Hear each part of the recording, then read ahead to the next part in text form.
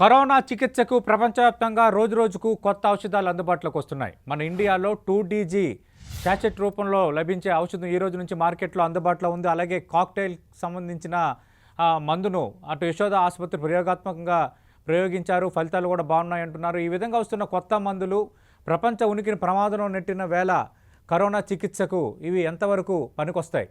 దీనికి సంబంధించిన డిబేట్ మనం ప్రారంభించబోతున్నాం. లంచ్ అవర్ డిబేట్లో భాగంగా చర్చలో పాల్గొంటున్నారు ప్రముఖ వైద్య నిపుణులు డాక్టర్ ఎంఎస్ఎస్ ముఖర్జీ గారు, అలాగే డాక్టర్ హరికిషన్ గారు, ప్రముఖ పల్మనాలజిస్ట్ యశోద ఆసుపత్రి నుంచి.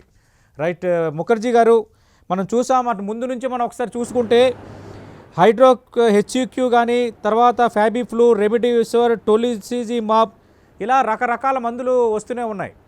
ఒక్కొక్క టైంలో ఆ మందులు వాడమని చెప్పిన సందర్భం, ఆ తర్వాత ఆ మందులు అనుకున్నంత ఫలితాలు ఇవ్వట్లేదని మళ్ళీ మనమే ఒక కన్క్లూజన్కి వచ్చిన సందర్భం.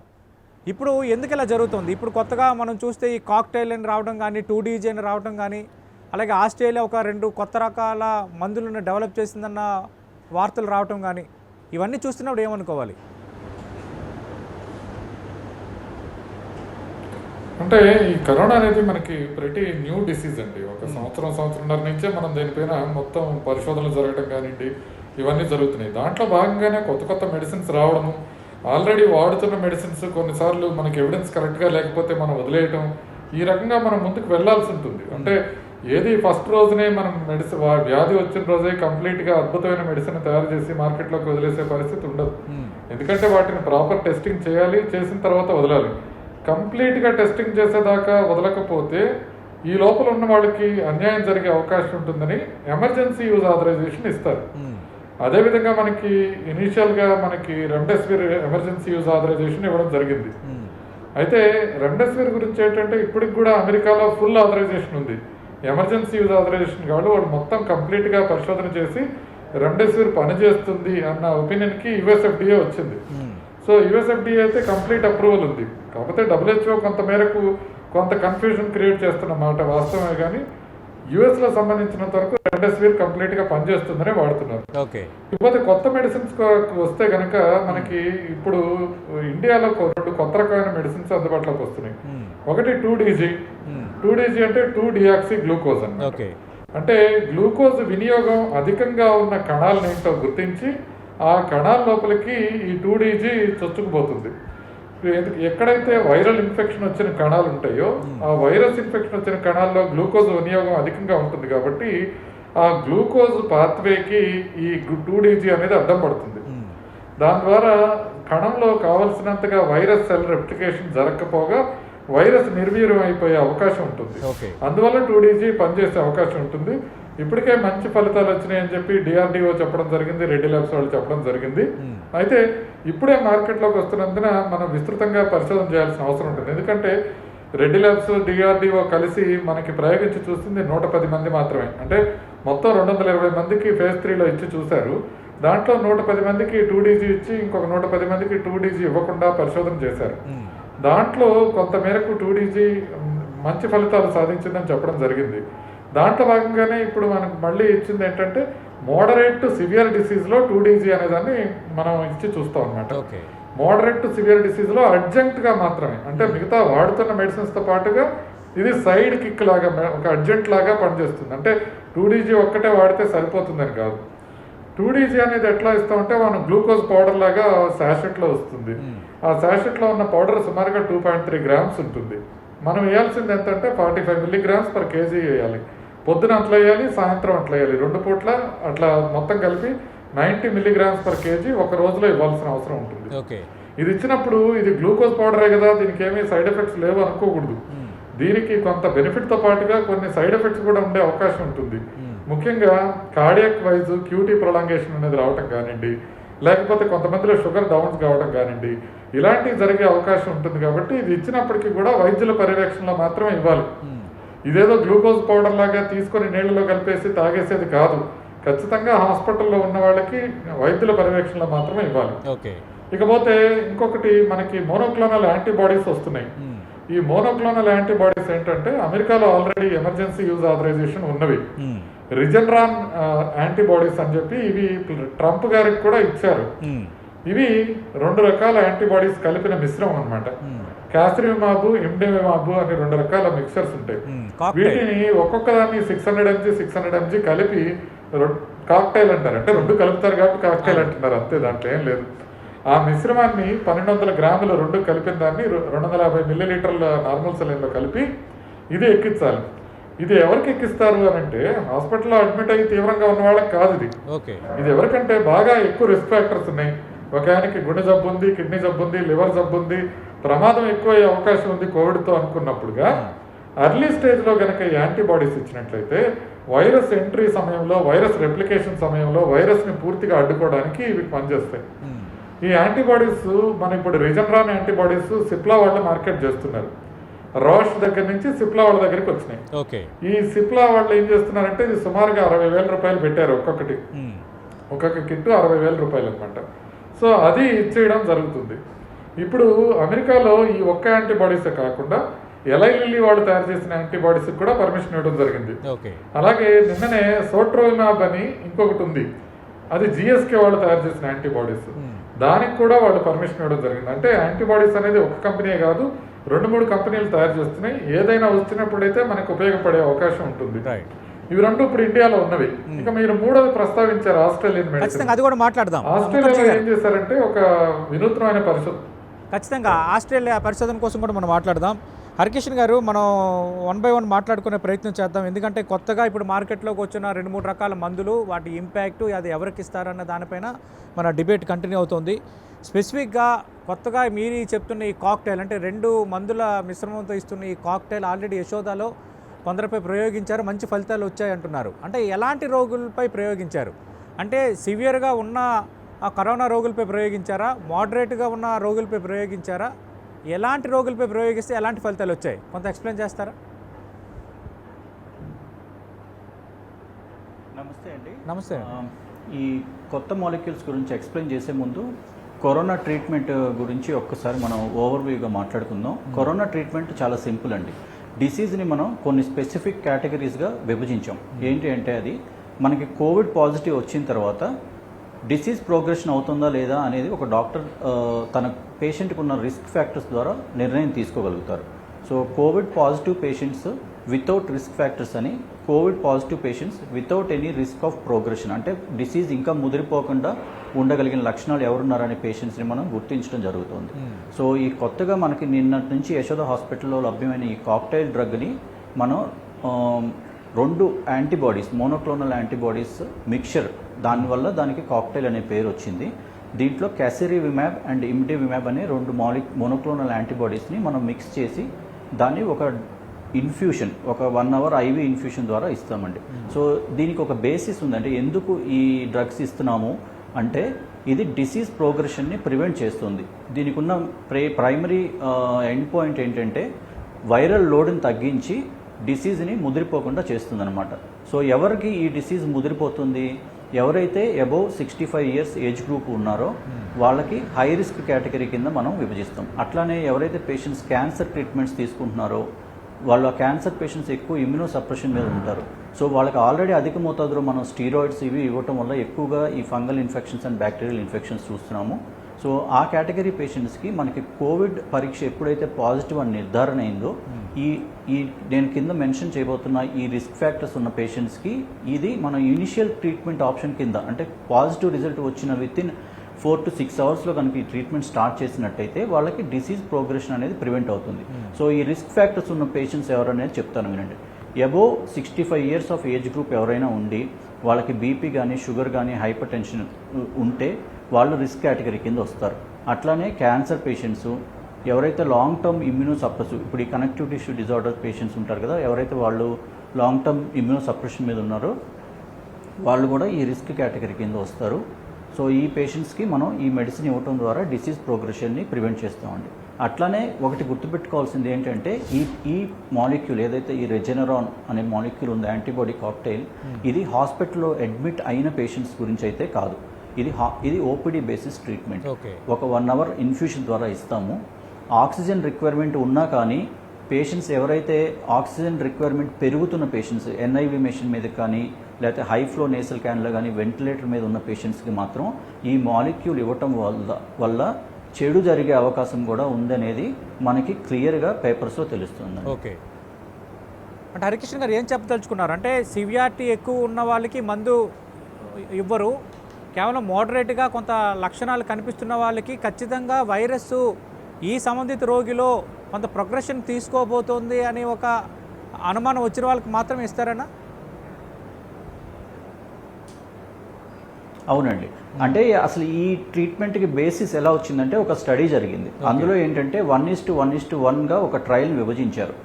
సో పేషెంట్స్కి ఈ క్యాసరిమ్యాబ్ ప్లస్ ఇమ్డిమ్యాబ్ అనే ఒక కాక్టైల్ రెజిమెన్ని ఒక 2 డోసుల ప్రకారం, అంటే ఫస్ట్ డోస్ వచ్చేసి 2400 మిల్లీగ్రామ్స్, 1200 మిల్లీగ్రామ్స్ ఈచ్ మిక్చర్ ఒక అరౌండ్ 250 పేషెంట్స్కి ఒక గ్రూప్ చేశారు.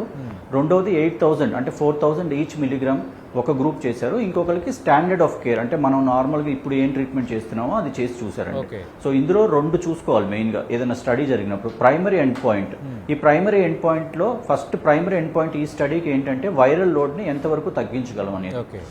సో 8000 మిల్లీగ్రామ్స్ డోస్ ఇచ్చినప్పుడు అట్లానే 2400 మిల్లీగ్రామ్స్ డోస్ ఇచ్చినప్పుడు రెండిట్లో వైరల్ లోడ్ అనేది ప్లసిబో కన్నా చాలా తొందరగా వైరల్ లోడ్ని తగ్గించగలిగింది ఇది. సో దీని ప్రకారం మనకి ఏం అర్థం అవుతుంది అంటే ఇది డిసీజ్ స్టార్ట్ అయిన ఇమీడియట్గా రిస్క్ ఫ్యాక్టర్స్ ఏ పేషెంట్స్కి అయితే ఉన్నాయో వాళ్ళని డాక్టర్స్ గుర్తించి వాళ్ళకి ఈ మందు ఇవ్వడం ద్వారా మనం డిసీజ్ ప్రోగ్రెషన్ని ప్రివెంట్ చేయగలిగిన వాళ్ళం అవుతాం.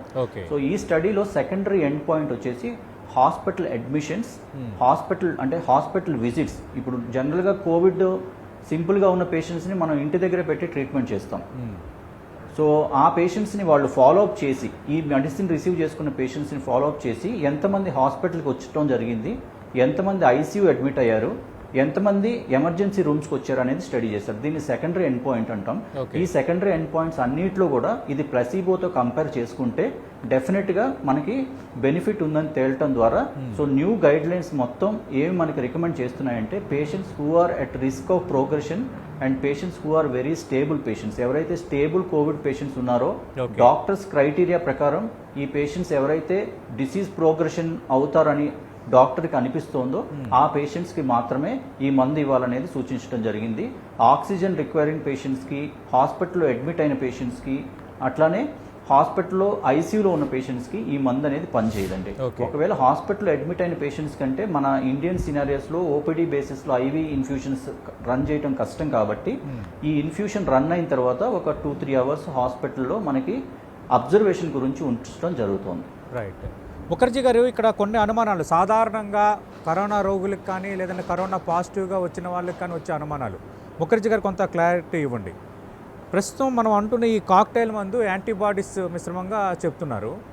ఖచ్చితంగా ఒకవేళ గతంలో ఎవరికైనా కరోనా ఒకసారి పాజిటివ్ వచ్చి తగ్గిన తర్వాత రెండోసారి కూడా కొందరు పాజిటివ్ అవుతున్నారు. అలాంటి వాళ్ళు ఆల్రెడీ యాంటీబాడీస్ ఉంటాయి కాబట్టి అలాంటి వాళ్ళకి ఈ కాక్టైల్ మందు ఇవ్వచ్చా? Point number 1. రెండోది, కొందరు వ్యాక్సిన్ తీసుకున్న తర్వాత కూడా పాజిటివ్ అవుతున్నారు. వ్యాక్సిన్ తీసుకున్న తర్వాత యాంటీబాడీస్ డెవలప్ అవుతాయని మనమే చెప్తున్నాం కాబట్టి అలాంటి వాళ్ళకి ఈ మందు ఇవ్వచ్చా? కొంత క్లారిటీ ఇస్తారా? అంటే ఇది ఎప్పుడైనా మీరు ఒకటే విధంగా గుర్తుపెట్టుకోవాలి సతీష్ గారు, ఇది ఒక సింథటిక్ ప్లాస్మా లాంటిది. అంటే ప్లాస్మానే అనుకోండి, ప్లాస్మా ఎందుకు ఇస్తున్నాం మనం? వేరే మనిషి దగ్గర నుంచి యాంటీబాడీస్ డెవలప్ అయినప్పుడు ఇస్తున్నాం. ఇది ఒక సింథటిక్ యాంటీబాడీస్ తయారు చేసి యాంటీబాడీ మిశ్రమాన్ని ఇస్తున్నాం. అంటే ఇప్పుడు ఫర్ ఎగ్జాంపుల్ మీరు ఇంతకుముందు డిసీజ్ వచ్చింది, ఇప్పుడు మళ్ళీ డిసీజ్ వచ్చింది అంటే అర్థం ఏంటి? ఆయనలో ఉన్న యాంటీబాడీస్ పని చేయలేదు, లేకపోతే సరైన మోతాదులో లేవనే కదా. అదేవిధంగా వ్యాక్సిన్ వేసుకున్నారు, వ్యాక్సిన్ వేసుకున్న తర్వాత డిసీజ్ వచ్చింది అంటే ఏంటి? సరైన మోతాదులో యాంటీబాడీస్ డెవలప్ అయినా కాకపోతుండాలి, వచ్చిన యాంటీబాడీస్ డిసీజ్ని ప్రివెంట్ చేయలేకపోతున్నా ఉండాలి. సో ఈ లక్షణాలు ఉన్నప్పుడు ఏ రకంగా డిసీజ్ వచ్చినా సరే ఈ సింథటిక్ యాంటీబాడీస్ అనేవి ఆ వైరల్ లోడ్ అధికంగా ఉన్నప్పుడు ఖచ్చితంగా పనిచేసే అవకాశం ఉంటుంది. అంతేగాని మనకి ఇది ఎప్పుడైనా సరే కంప్లీట్గా డిసీజ్ ఎస్టాబ్లిష్ అయిపోయి పల్మనరీ ఫేజ్ లేకపోతే ఇన్ఫ్లమేటరీ ఫేజ్లోకి వెళ్ళిపోయిన తర్వాత ఇవేమి పనిచేయవు. ప్లాస్మా మనం ఎట్లా లేట్గా ఇస్తే పనిచేయదు, ఈ మెడిసిన్స్ కూడా లేట్గా ఇస్తే పనిచేయదు. కాబట్టి ఇది ఎర్లీగానే ఇవ్వాలి. ఎప్పుడు ఎర్లీగా ఇవ్వాలి? అసలు హాస్పిటల్లో అడ్మిట్ అవ్వాల్సిన అవసరం లేకున్నప్పుడే ముందే రిస్క్ ఫ్యాక్టర్స్ ఎక్కువ ఉన్న వాళ్ళని ఐడెంటిఫై చేసి ఇచ్చేస్తే హాస్పిటల్లో అడ్మిట్ చేసే అవకాశం తగ్గిపోతుంది వీళ్ళకి. సో అందుకని రిస్క్ ఎక్కువ ఉన్న వాళ్ళకి తీసుకొచ్చి ఇది ముందే ఇచ్చేసి కొద్దిగా అబ్జర్వ్ చేసి పంపించేసినట్లయితే వాళ్ళకి ప్రమాదం ఉండే అవకాశం లేదు. కాకపోతే ఇది కేవలం మనం అందరికీ ఇవ్వాల్సిన అవసరం లేదు, దీనికి స్పెషల్ గైడ్ లైన్స్ ఉన్నాయన్నమాట. రిస్క్ ఉన్న వాళ్ళకి ఎవరికి అని అంటే ఇందాక డాక్టర్ గారు చెప్పారు కదా, ఆ పర్టికులర్ రేంజ్లో మాత్రమే ఇస్తే సరిపోతుంది. లేదంటే ఎన్ని డోసులైనా సరిపోవు ఇండియాకి. ఎందుకంటే డిసీజ్ వచ్చిన ప్రతి వాళ్ళు ఇది వేసేసుకుంటానంటే ఎన్ని డోసులు తీసుకున్నా కూడా సరిపోవు ఇవి. కాబట్టి కేవలం రిస్క్ ఫ్యాక్టర్స్ అధికంగా ఉన్న వాళ్ళు మాత్రమే ఇవి తీసుకుంటే వాళ్ళకి ఉపయోగం. మిగతా వాళ్ళకి ఏమీ లేకుండా కూడా ఆల్రెడీ తగ్గిపోతుంది కదా, అందుకని అందరికీ అవసరం లేదు. ఎవరికైతే హాస్పిటల్లో ఐసీయూలో అడ్మిట్ అవ్వాల్సిన అవసరం వస్తుంది వీళ్ళకి అని మనం అనుకుంటామో వాళ్ళకి ఆ అవసరం రాక ముందే ఇచ్చేసామనుకోండి, అప్పుడు డిసీజ్ తగ్గే అవకాశం ఉంటుంది. కాబట్టి ఇది ఒక హాస్పిటల్లో ప్రివెంట్ చేసే సింథటిక్ ప్లాస్మా అని భావించండి, అప్పుడు దానికి అర్థమైపోతుంది కాక్టైల్. రైట్. అంటే ముఖర్జీ గారు ఇక్కడ ఇంకో చర్చ కూడా జరుగుతుంది. ఇలా రకరకాల మందులు ఇవ్వటం వల్ల మనం మాట్లాడుకున్నట్టు హెచ్ఈక్యూ నుంచి నేటి 2DG ఔషధం వరకు ఇలా రకరకాల మందులు ఇవ్వటం వల్ల కొంత మ్యూటెంట్ స్ట్రాంగ్ అయ్యే అవకాశం కూడా ఉందని కొందరు అంటున్నారు. ఆ వార్తల వాస్తవం ఎంత? అంటే ఈ మెయిన్ కన్సర్న్ కాక్టైల్కి అయితే చాలా ఎక్కువగా ఉంటుందండి. ఇప్పుడు ప్లాస్మా ఇస్తే వేరియంట్స్ ఎలా వస్తాయి అనుకుంటున్నామో, యాంటీబాడీస్ ఇవ్వడం వల్ల వేరియంట్స్ వచ్చే అవకాశం ఎక్కువ ఉంటుంది ఖచ్చితంగా, దాంట్లో ఏం డౌట్ లేదు. కానీ యాక్చువల్లీ ఒక వైరస్ న్యాచురల్గా కూడా మిటేట్ అవుతుంది, మనమేమి చేయక్కర్లా. మనం వ్యాక్సిన్ ఇస్తే మిటేషన్స్ పెరుగుతాయనో, లేదా ప్లాస్మా ఇస్తే మిటేషన్స్ పెరుగుతాయో, యాంటీబాడీ ఇస్తే మిటేషన్స్ పెరుగుతాయనో ఒక్కర్లా. ఏమీ లేకపోయినా కూడా వైరస్ సహజ సిద్ధంగా మిటేషన్ అయ్యే అవకాశం ఉంటుంది. అందుకని మిటేషన్స్ ప్రివెంట్ చేయడం అని అంటే మనం ఇప్పుడు రోగుల్ని ఎవరైతే సీరియస్గా ఉన్నారో వీళ్ళని ఎట్లయినా కానివ్వండి వదిలేద్దామని కాదు కదా. మిటేషన్స్ ఎక్కువ రాకుండా ఉండాలంటే ఎక్కువ మందికి మనం వ్యాక్సినేషన్ తొందరగా కంప్లీట్ చేసుకోవాలి. అలా చేసుకున్నట్టయితే మనం మిటేషన్స్ తగ్గించగలిగిన వాళ్ళం అవుతాం. అంతేగాని యాంటీబాడీస్ ఇవ్వడం వలన మిటేషన్స్ పెరిగే అవకాశం ఉన్నమాట వాస్తవమే. కానీ ఇది ఒక ప్రత్యేకంగా కొంత రిస్క్ ఫ్యాక్టర్స్ ఉన్న వాళ్ళని ప్రత్యేకంగా బతికించే అవకాశం ఉంటుంది, అసలు హాస్పిటల్కి వెళ్లకుండా నివారించే అవకాశం ఉంటుంది. ఇది ఆ స్టేజ్లో మెడిసిన్ కాబట్టి ఇది తీసుకోవడం సేఫ్ అనేది కూడా మనం గమనించాలి. ఇది సేఫ్, ప్రమాదం ఏమి ఉండదు. కాకపోతే ఇది ఎక్కువ మందికి ఇస్తున్నాం అనుకోండి, మిటేషన్స్ పెరిగే అవకాశం ఉంటుంది. కాబట్టి ఇది ఖచ్చితంగా రిస్క్ ఫ్యాక్టర్స్ ఎక్కువగా ఉన్న వాళ్ళకి మాత్రమే అందుబాటులో ఉంచినట్లయితే మనం వేరియంట్స్ కూడా మనం లేకుండా ఉండేటట్టుగా మనం చూసుకోగలుగుతాం. క్లోరోక్విన్ కానివ్వండి, రెమ్డెసివిర్ కానివ్వండి, వీటికన్నా కూడా ఈ ప్లాస్మా కానివ్వండి, లేకపోతే కాక్టైల్ యాంటీబాడీస్ కానివ్వండి, వీటి వలన వేరియంట్స్ ఎక్కువ వచ్చే అవకాశం ఉంటుంది. ఎందుకంటే ఇది వైరస్ని ఎంటర్ కాకుండా, సెల్లోకి ఎంటర్ కాకుండా వైరస్ని నిర్వీర్యం చేసే అవకాశం ఉంటుంది. అంటే వీటిని బైపాస్ చేసే వైరస్లు కనుక వచ్చినట్లయితే అవి ఇమ్యూనిటీని కూడా బైపాస్ చేసే అవకాశం ఉంటుంది. రైట్.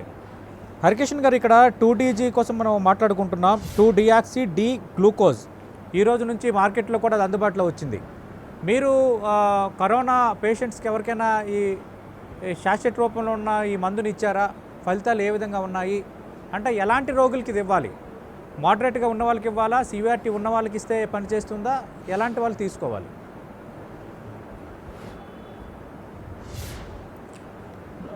ఈ 2DG మాలిక్యూల్ కూడా ఇంకా మేము అందుబాటులోకి తీసుకురాలేదండి. మా దగ్గర ఓన్లీ మోనోక్లోనల్ యాంటీబాడీస్ ఇవ్వటం జరిగింది. ఈ 2DG మందు కూడా ఏంటంటే ఇది కూడా మైల్డ్ టు మోడరేట్ డిసీజ్ ఉన్న వాళ్ళకి, ఎవరికైతే డిసీజ్ ప్రోగ్రెషన్ అవుతుందని మనకు అనిపిస్తుందో వాళ్ళకే ఇవ్వాల్సి ఉంటుంది. ఇది సివియర్ డిసీజ్లో పనిచేయదండి. అంటే ఒక పాజిటివ్ అని తేలిన ఎన్నో రోజుల తర్వాత ఈ 2DG ఇవ్వచ్చండి హరికిషన్ గారు?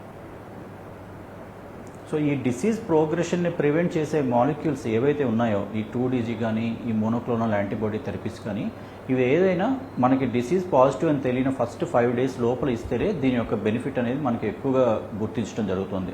ఎందుకంటే ఇనీషియల్ వైరల్ రెప్లికేషన్ ఫేజ్ అనేది ఫస్ట్ 5 days to 6 days ఉంటుంది. ఈ స్టేజ్లో కనుక మనం ఈ మాలిక్యూల్స్ కనుక ఇవ్వగలిగితే వైరల్ రెప్లికేషన్ మనం ప్రివెంట్ చేసి డిసీజ్ ప్రోగ్రెస్ అవ్వకుండా కాపాడగలుగుతాం. ఓకే. నేను ఇందాక కొన్ని అనుమానాలు అడిగాను ముఖర్జీ గారిని. అంటే కరోనాకు సంబంధించి అంటే వ్యాక్సిన్ తీసుకున్న తర్వాత కూడా కొందరు పాజిటివ్ అయిన సందర్భాలు ఉన్నాయి, రెండోసారి కూడా మళ్ళీ పాజిటివ్ అవుతున్న ఉదంతాలు మనకు కనిపిస్తున్నాయి. అలాంటి వాళ్ళు ఈ 2DG మందుని వాడచ్చా హరికిషన్ గారు? ఈ కొన్ని అపోహలు ఉన్నాయండి. ఒకటి వ్యాక్సిన్, ఇందాక మీరు అడిగిన క్వశ్చన్స్కి నేను సమాధానాలు చెప్తాను. వ్యాక్సిన్ తీసుకున్న వాళ్ళలో కొత్త మ్యూటేషన్ స్ట్రెయిన్స్ వస్తున్నాయని, లేకపోతే ఈ రకరకాల మందులు వాడకం వల్ల కొత్త మ్యూటేషన్స్ వస్తున్నాయని, ఇవన్నీ అపోహలు మాత్రమే. అటువంటిది ఏం లేదండి.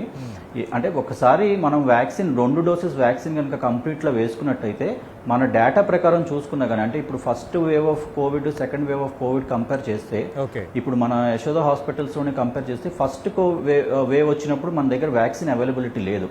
సో అప్పుడు ఎంతమంది మాకు డాక్టర్స్ హాస్పిటల్లో సిక్గా అడ్మిట్ అయ్యారో ఆ నెంబర్స్ని మేము కనుక ఇప్పుడు సెకండ్ వేవ్ ఆఫ్ కోవిడ్ వచ్చేసరికి ఆల్రెడీ అందరు డాక్టర్స్ వ్యాక్సినేట్ అయి ఉన్నారు. సో ఇప్పుడున్న హాస్పిటల్ అడ్మిషన్స్ ఎవరైతే ఇన్ హాస్పిటల్ డాక్టర్స్ వాళ్ళకి చూసుకుంటే డిసీజ్ అనేది చాలా మైల్డ్గా ఉంది. సో వ్యాక్సినేషన్ అనేది ఈ సివియర్ డిసీజ్ని డెఫినెట్గా ప్రివెంట్ చేస్తుంది అనేది మనం ఎక్కడికో వెళ్ళి పేపర్స్లో చూడాల్సిన పని లేదు. మన హాస్పిటల్స్లో మన డాక్టర్స్ ఎవరైతే అడ్మిట్ అవుతున్నారో వాళ్ళని చూస్తేనే మనకు అర్థం అవుతుందండి. ముఖర్జీ గారు, ఇందాక మనం ఇంకొకటి నేను చెప్పదలుచుకుంది ఏంటంటే, హరికిషన్ గారు మాట్లాడండి. ఈ డిసీజ్ రాగానే ఏమవుతుందంటే కొన్ని ఈ డాక్సీ అని, అజిత్రోమైసిన్ అని ఇట్లా రకరకాల మందులు ఎవరికి ఇష్టం వచ్చినట్టు వాళ్ళు వాడటం, దానివల్ల ఒక 5 to 7 days ఇంకా కొన్ని ప్రిస్క్రిప్షన్స్ చూస్తున్నాం మేము. అవి స్టీరాయిడ్ అనేది పల్స్ మిథైల్ ప్రెడ్నిసోలోన్ డోస్ ఇస్తున్నారు. అంటే 1 gram 2 gram స్టీరాయిడ్స్ ఇస్తున్నారు. సో ఇటువంటి అంటే ఒక కంట్రోల్ లేని మెడిసిన్ యూసేజ్ వల్ల ఎక్కువ ప్రాబ్లమ్స్ వస్తున్నాయి. కానీ డాక్టర్ని సంప్రదించిన పేషెంట్స్ అయితే ఎవరైతే ఉన్నారో వాళ్ళు మాత్రం డెఫినెట్గా క్యూర్ రేట్ ఎక్కువగా ఉందండి. సో కోవిడ్ పాజిటివ్ రాగానే ఫస్ట్ ఎవరైనా సరే ఒక డాక్టర్ని సంప్రదించి మీకు ఇంటి దగ్గర ట్రీట్మెంట్ అవసరం పడుతుందా, లేకపోతే మీరు హాస్పిటల్ అడ్మిట్ అవ్వాలా, మీ డిసీజ్ ప్రోగ్రెషన్ రిస్క్ ఎంత ఉంది అనేవి కంపల్సరీగా డాక్టర్ పర్యవేక్షణలో చేసుకోవాలి. అది కూడా జనరల్ మెడిసిన్ కానీ, ఒక పల్మనరీ ఫిజిషియన్స్ కానీ వీళ్ళ ఆధ్వర్యంలో ఈ ట్రీట్మెంట్స్ జరగాలండి. ఓకే. ముఖర్జీ గారు, ఈ ఆస్ట్రేలియా శాస్త్రవేత్తలు కూడా కొత్త ప్రయోగాలు చేస్తున్నారు. ACE0201, ACE0202, అలాగే NACE2I ఈ తరహా మందులు త్వరలో రాబోతున్నాయని. అసలు వీళ్ళు తీసుకుంటున్న ప్రయోగ పద్ధతి ఏంటి? ఈ మందులు ఎలా పనిచేస్తాయి కరోనా చికిత్సలో? అంటే ఆస్ట్రేలియా వాళ్ళు ఒక కొత్తగా వినూత్నంగా చేపట్టారండి. సుధారావు గారు అని ఒక ఆవిడ ఉంటారు, ఆవిడ చేస్తున్న పరిశోధనలు ఆస్ట్రేలియాలో. వాళ్ళు ఎట్లా చేస్తున్నారంటే, ఇప్పుడు దాకా మనం ఏసీ రిసెప్టార్స్ ద్వారానే వైరస్ ఎంటర్ అవుతుందని అనుకుంటున్నాము. అయితే ఏసీ రిసెప్టార్ దగ్గర ఒక ట్యాగ్ లాంటిది ఉంటుంది. ఆ ట్యాగ్ యాక్టివేట్ అయితే వాళ్ళలో మనకి డిసీజ్ వచ్చే అవకాశం తక్కువ, అది ఆ ట్యాగ్ ఇన్యాక్టివేట్ అయితే కనుక డిసీజ్ వచ్చే అవకాశం ఎక్కువ అని చెప్పి ఆ ట్యాగ్కి వ్యతిరేకంగా పనిచేయడానికి మెడిసిన్స్ని డిజైన్ చేసి వాటిని పరిశోధనలో ఇవ్వడం జరుగుతుంది. అంటే ఇంకా అవి క్లినికల్ ట్రయల్స్ దిశగా రాలేదు. దాంట్లో 3 రకాల మెడిసిన్స్ ఒకటి ఉన్నాయి. ACE01 అని, ACE202 అని, తర్వాత NACE అని, ఇట్లా 3 రకాల మెడిసిన్స్ ఉన్నాయి. సో ఈ 3 రకాల మెడిసిన్స్ కూడా మనకి డెఫినెటివ్గా ఎవిడెన్స్ ఇంకా రావాల్సిన అవసరం ఉంది. క్లినికల్ స్టడీస్ అయితే జరగలేదు. అంటే ల్యాబొరేటరీ మోడల్స్లో అయితే కొంచెం మంచి ఫలితాలు లాగానే ఉన్నాయనేది చెప్పడం జరుగుతూ ఉంది. అయితే వాటికి ఒక అడ్వాంటేజ్ ఏముంటుందంటే, అవి కనుక వస్తే వైరస్ అసలు బాడీలోకి ఎంటర్ కాకుండా ఉండే అవకాశం ఉంటుంది. ఒకవేళ అదే జరిగితే కనుక మనకి ఇన్ఫెక్షన్ రేట్స్ ఫాస్ట్గా పడిపోయే అవకాశం ఉంటుంది. కాబట్టి మనకి అది ఇంకా అర్లీ స్టేజెస్లోనే ఉంది. కానీ ఇంకా clinical trial phase 1, phase 2, phase 3 trials కావాల్సిన అవసరం ఉంది. ఇదే విధంగా స్పెయిన్లో కొంతమంది శాస్త్రవేత్తలు కొత్తగా మంచి ఫలితాలు గమనించారనమాట. అప్లిడిన్ అనే మెడిసిన్ ఉంది, దాన్ని ప్లిటిడిసిన్ అంటారనమాట. ఇంతకుముందు క్యాన్సర్ కోసం వాడేవాళ్ళు. అది వాడటం వల్ల మంచి ఫలితాలు వస్తున్నాయని స్పెయిన్లో వాళ్ళు ఒక స్టడీలో డిక్లేర్ చేయడం జరిగింది. ఫార్మామార్ అనే కంపెనీ ఉంటుంది స్పెయిన్లో. వాళ్ళు తయారు చేసిన ఈ మెడిసిన్ ఏంటంటే, మోడరేట్ టు సివియర్ కోవిడ్ ఉన్న వాళ్ళకి ఇస్తే కనుక చాలా మంచి ఫలితాలు ఉన్నాయి. 80% మంది హాస్పిటల్ నుంచి డిశ్చార్జ్ అయిపోయారు ఇది తీసుకున్న తర్వాత అనేది వాళ్ళు ప్రచారం చేయడం జరిగింది. అయితే ఇది కూడా ఇంకా విస్తృతమైన క్లినికల్ పరిశోధనలు జరగాల్సిన అవసరం ఉంది. ఇప్పుడు నేను అనేది ఏంటంటే, ఈ ఒక మెడిసిన్ కి ఎప్పుడైతే ఎమర్జెన్సీ అప్రూవల్ లభిస్తుందో ఆ తర్వాత దాన్ని స్టడీ చేయడం అనేది కరువు అయిపోతుంది. ఇప్పుడు 2DG విషయంలో కూడా నేను అనేది ఏంటంటే, అప్రూవల్ వచ్చింది, ఇది వాడేటప్పుడు కూడా కొంత పరిశోధనాత్మకంగా వాడితే కనుక వాడుతున్న వాళ్ళల్లో ఎంత మేరకు బెనిఫిట్ కలుగుతుంది అనేది మనకు తెలుస్తుంది. అప్పుడు స్టడీ అయినా చేసుకోవచ్చు. అంటే ఈ రోజు నుంచి మార్కెట్లో కూడా అందుబాటులోకి వచ్చింది, ఇంకా పరిశోధన అవసరం అంటారా సతీష్ గారు? ఇప్పుడు ఖచ్చితంగా అవసరం అండి. ఎందుకంటే ఇప్పుడు ఆల్రెడీ 2DGకి జరిగిన పరిశోధన కేవలం 220 మంది మీద మాత్రమే జరిగింది. ఓకే, మనం విస్తృతమైన పరిశోధన చేసుకుని రైట్. మనం దాన్ని ప్రపంచాన్ని అంతటికి ఇవ్వగలిగిన స్టేజ్లోకి మనం వెళ్ళాలి. ఎప్పుడు కూడా మనం స్టడీ కంప్లీట్గా చేసుకోకపోతే, పెద్ద స్టడీ చేయకపోతే మనం ప్రపంచాన్ని అంతా కన్విన్స్ చేయడం చాలా కష్టం అవుతుంది. ఎప్పుడైతే మనం ప్రపంచాన్ని కన్విన్స్ చేయగలుగుతామో ఇది మంచి మెడిసిన్ అని, ప్రపంచాన్ని మనం లీడ్ చేయగలుగుతాం. అంటే ఇంత మంచి రీసెర్చ్ చేసి ఇప్పుడు ఉన్నదాన్ని మనం బయట పెట్టి ఓకే ఇదిగోండి మంచి ఫలితాలు వస్తున్నాయి అనేది మనం చూపించగలిగామంటే ప్రపంచం మొత్తం యాక్సెప్ట్ చేసే అవకాశం ఉంటుంది. ఎందుకంటే ఇది మనకి ఎక్కువ మందికి వస్తున్న జబ్బు. కేవలం 100 నుంచి 200 మంది మీద ఇది పరిశోధన చేసినట్లయితే మనకి ఇంటర్నేషనల్ జర్నల్లో పబ్లిష్ అవడానికి కూడా ఆ స్టడీని ఒప్పుకోరు. మనం కనీసం ఒక 1000 మంది మీద పరిశోధన చేసినట్లయితే, మనం మంచి రిజల్ట్ చేసినట్లయితే ఇంకా బాగుంటుందని నా ఉద్దేశం. యాక్సెప్ట్ చేసినప్పుడు తర్వాత కూడా ఈ స్టడీ చేయొచ్చు, అలా చేయకూడదని ఏమి లేదు అనేది నా ఉద్దేశం. రైట్, థ్యాంక్ యూ ముఖర్జీ గారు, థ్యాంక్ యూ హరికిషన్ గారు. ఖచ్చితంగా కరోనా విపత్తు వేళ కొత్త మందులు కోటి ఆశలు అన్నట్టుగా వాతావరణం ఉంది. ఖచ్చితంగా వచ్చిన 2DG కానీ అలాగే కాక్టైల్ మందు కానీ ఇవన్నీ కొంత ప్రభావం చూపగలిగేవి. అయితే అటు మోడరేట్ టు సివియారిటీ కాకుండా ఇక కోవిడ్ పాజిటివ్ అని తేలిన తర్వాత ప్రారంభ రోజుల్లోనే, ప్రారంభ గంటల్లోనే ఈ మందులు ఇస్తేనే బలంగా పనిచేస్తాయి. అలాగే ఇంకొంత పరిశోధన కూడా అవసరం ఉంది. ఈ ఫలితాలు, ఈ మందులు వాడకం ప్రారంభించాం కాబట్టి ఖచ్చితంగా వచ్చే రిప్లికేషన్స్ బట్టి రేపు భవిష్యత్తులో మళ్ళీ చేంజ్ చేసుకునే అవకాశం ఉందంటున్నారు. ఆస్ట్రేలియా శాస్త్రవేత్తలు రూపొందిస్తున్న ప్రస్తుతం పరిశోధనలో ఉన్న 2 రకాల మందులు వస్తే మాత్రం ఖచ్చితంగా వైరస్ కట్టడి చేయడానికి అది ఒక గొప్ప గేమ్ చేంజర్ అయ్యే అవకాశం ఉందన్నది డాక్టర్ల అభిప్రాయంగా కనిపిస్తోంది. ఇది వాటి లంచ్ అవర్ డిబేట్. మరకాసేపులో న్యూస్ అప్డేట్స్ ప్రసారం అవుతాయి. Stay with us.